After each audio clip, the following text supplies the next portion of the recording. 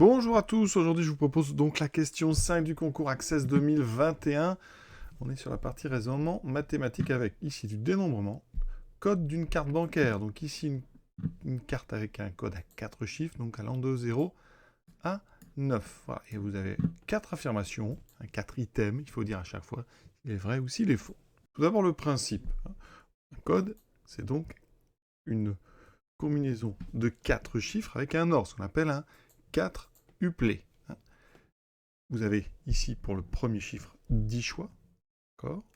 Pour le deuxième 10 choix, pour le troisième 10 choix et pour le quatrième 10 choix. Donc au total, principe multiplicatif, on aura 10 fois 10 fois 10 fois 10, donc on a 10 puissance 4, c'est-à-dire 10 000 combinaisons possibles, d'accord. Alors maintenant, on regarde la première question. Si le code est un nombre divisible par 5, alors le nombre de combinaisons est égal à 2000. Vrai ou faux? Alors déjà, comment est-ce qu'on peut savoir qu'un nombre est divisible par 5? Eh bien, c'est facile, il faut regarder son dernier chiffre.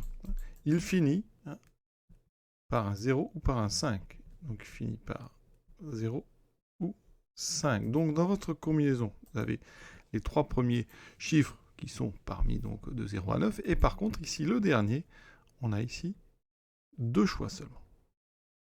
0 ou 5. Donc on a 10 choix pour le premier chiffre, 10 choix pour le deuxième, 10 choix pour le troisième et seulement 2 pour le quatrième. Donc possibilité, c'est donc 10 fois 10 fois 10 fois 2.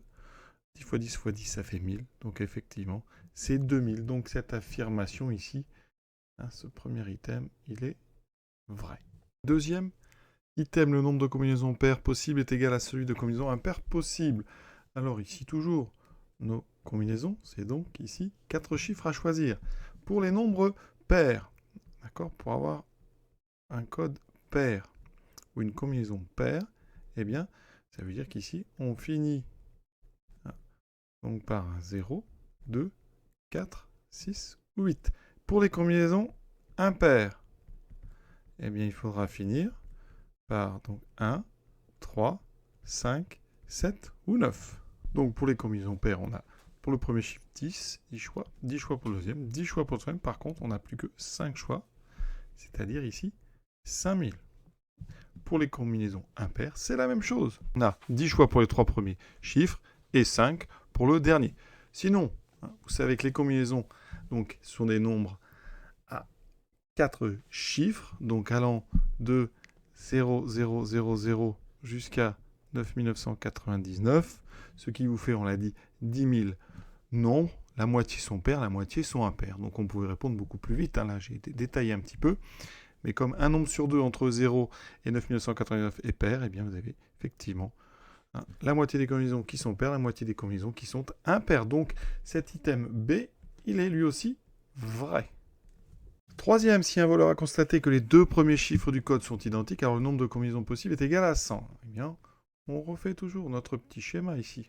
Nous, on connaît l'information, c'est les deux premiers chiffres sont identiques.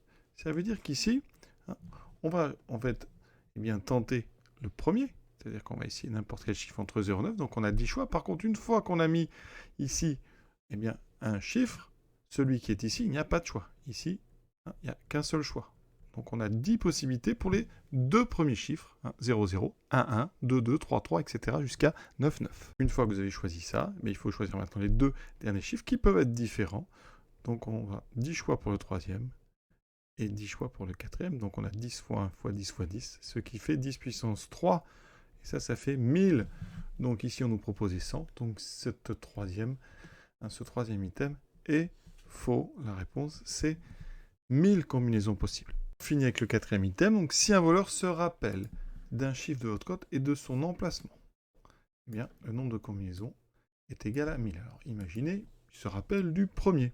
Voilà, il connaît votre premier chiffre. Donc ici, eh bien, il va le mettre. Donc il a un choix puisqu'il le met. Voilà. Par contre, il ne connaît aucun des trois autres chiffres. Donc comme on fait depuis le début, vous aurez 10 choix pour le deuxième chiffre. Ici, 10 choix pour le troisième et 10 choix pour le quatrième.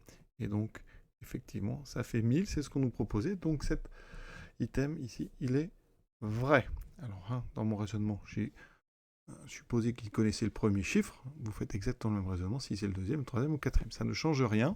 On a, de toute façon, 1000 combinaisons. C'est comme si, en fait, vous aviez un code à 3 chiffres au lieu d'avoir un code à 4 chiffres, puisqu'il y a déjà un chiffre qui est connu par le voleur. Voilà, exercice terminé. Exercice assez simple sur le dénombrement. Je vous souhaite une bonne fin de journée. À bientôt.